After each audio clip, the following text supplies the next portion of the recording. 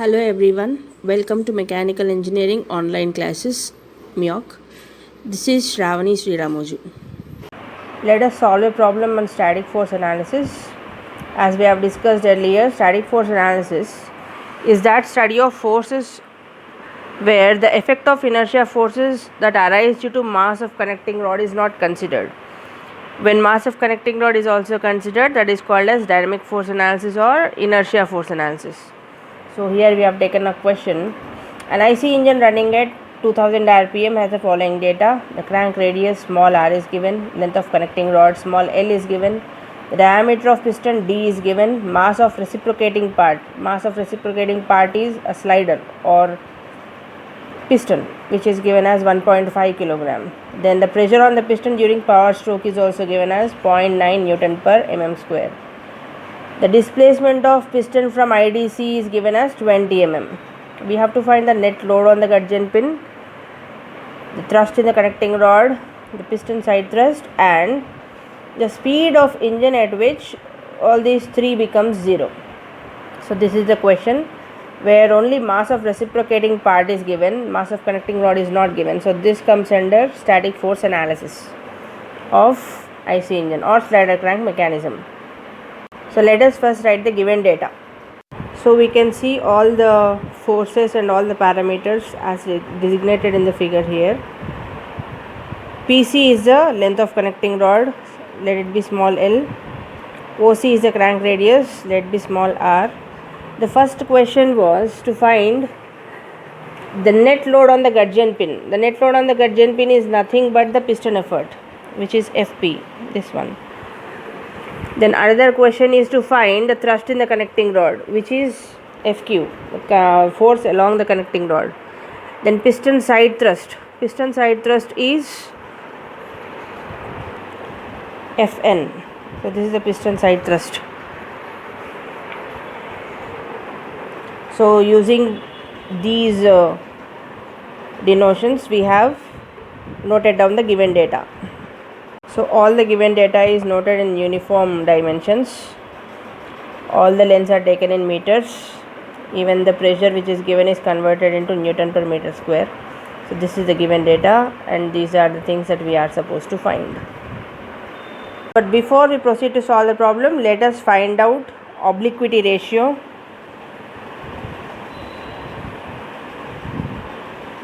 which is small n. Small n, which is the ratio of L by R, is used in most of the formula. So we are first finding small n. We got small n as 4. Now in all the question, the displacement of piston from IDC is given. That means rather giving phi or theta, it is given that how far from its extreme position of piston, how far it has moved towards IDC. If this coincides with the line of stroke, here comes our IDC. So how far it has moved from its extreme position P1 is given. So rather than giving theta or phi, XP value is given. But in all the formulae, we have theta in it. So we have to find theta first. So from the given data, we have to find theta. So we know a relation between XP and theta because XP is given. We know the displacement of piston. XP is equal to R into 1 minus cos theta plus sin square theta by 2n. This is the expression for the displacement of piston, which is already derived in the previous classes. So since XP is given as 20 mm, R is given as 80 mm, we have substituted the given quantities here. The XP and R are taken in meter. N is calculated. We got N as L by R, which is 4. So now solving for this, we have written sin square theta in terms of cos square theta. So this can be written as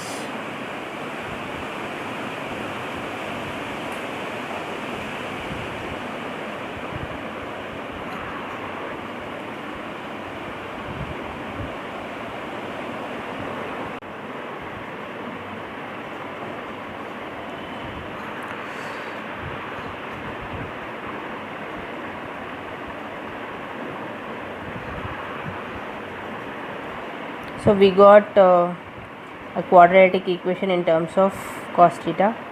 So solving for this, we get value of cos theta, and so on solving the quadratic equation, we get two values for cos theta. Cos theta is 0.795 and another value is minus 8.795, but cos theta taking a minus 8.795 is meaningless, so we can omit this and we will pick up only this. So cos theta value is taken as 0.795. So from this we get theta as 37.3 degrees.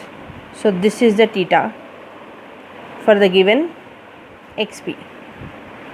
Now the value of theta and another data that the pressure on the piston during power stroke is 0.9 Newton per mm square. So these are hinting us towards the piston being in acceleration, and we know that when the piston is in acceleration, the piston is moving towards IDC, then the force from the gas will be acting rightward. The inertia force and resistance, frictional resistance force, these two will be opposing motion. So here in the given question there is no mention on the coefficient of friction or any such force, so RF can be assumed to be 0. But we know that PG, the pressure from the gas, is given, so from which we can find Fg. So the relation of Fp in case of piston in acceleration is taken from here. Fp is equal to gas force minus inertia force minus frictional resistance, which here in this case is 0.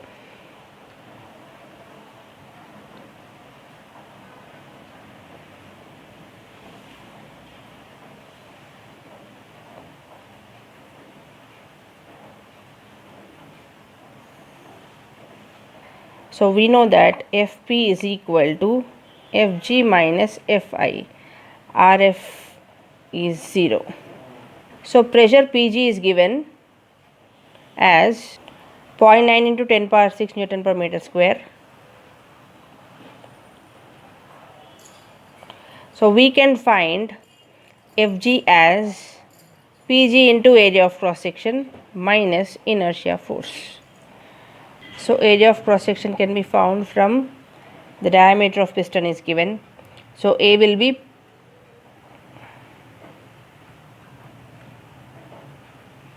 pi by 4 d square.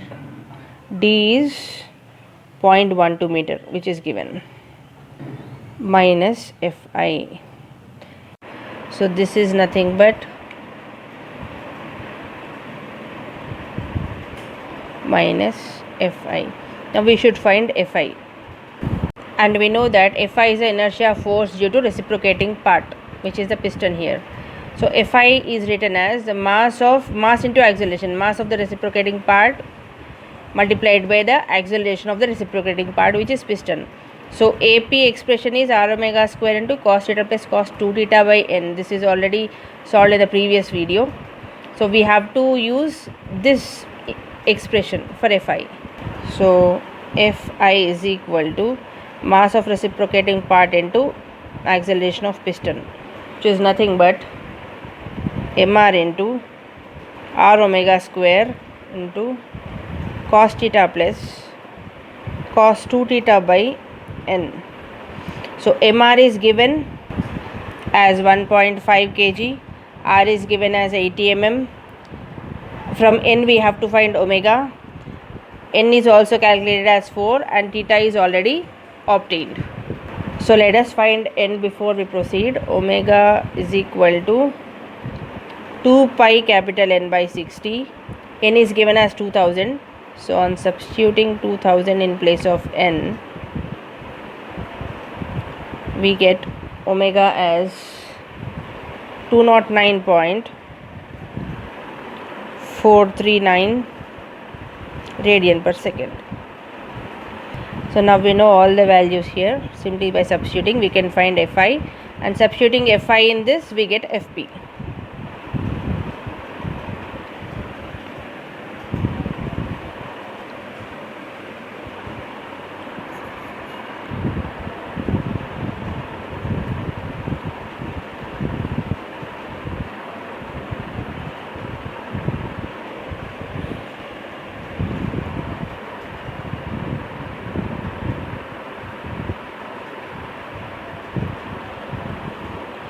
On solving this, we get, so on calculating this, we got Fi as 4534.14 Newton.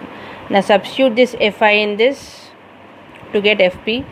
So Fp is 10,178.76 minus 4,534.14 Newton, which will come out to be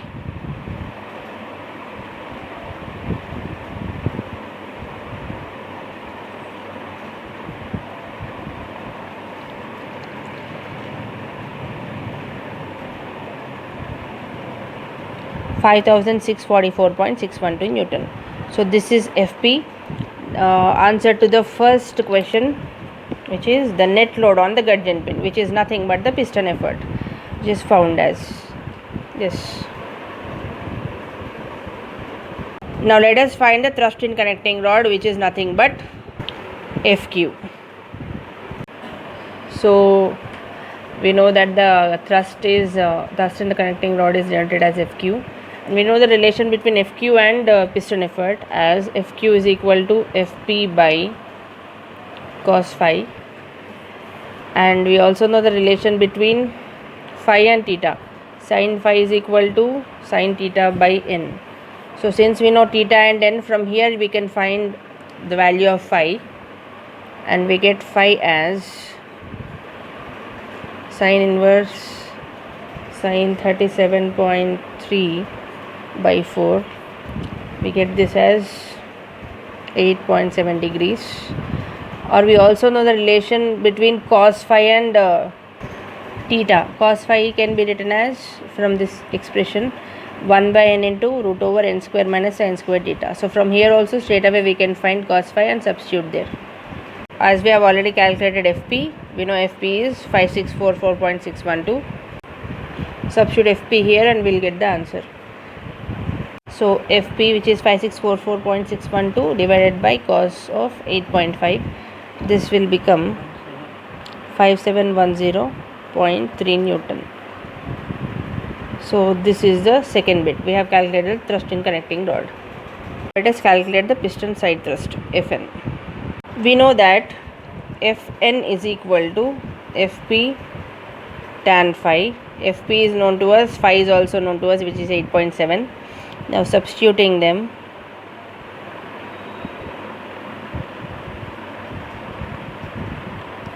we will have Fn as 863.74 Newton. So this is Fn. So we have calculated piston effort, then connecting rod thrust and piston side thrust. Now we should find the speed of engine at which all these three values become 0. The three values are Fp, Fq and Fn. So when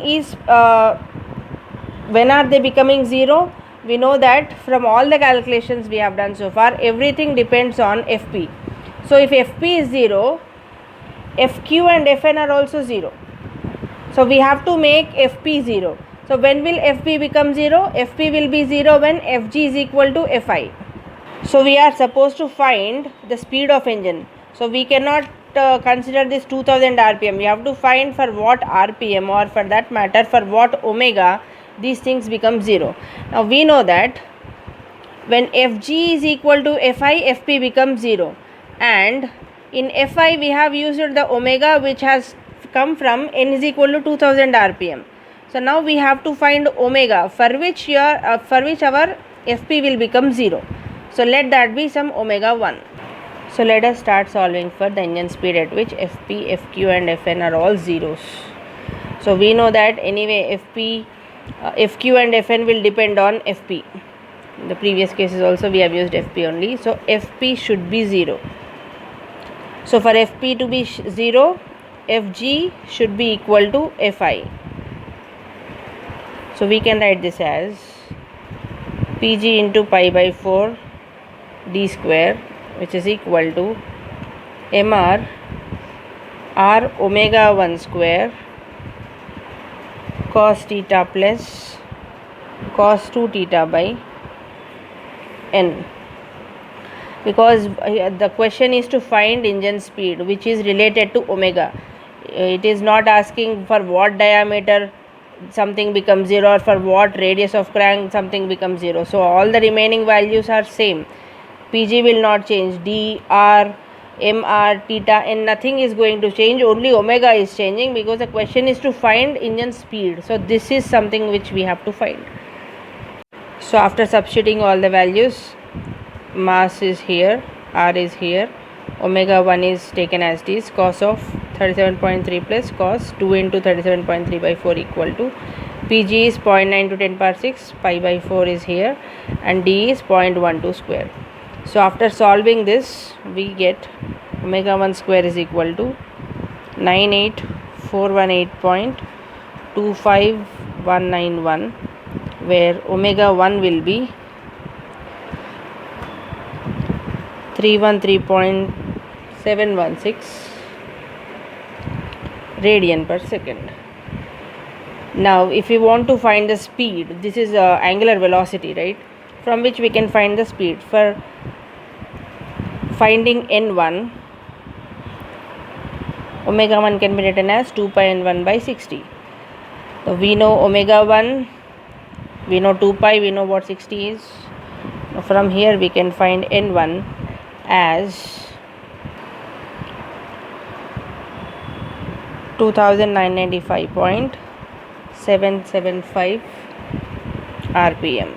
So this is the speed of the engine at which Fp, Fq and Fn all become 0. Here completes our solution.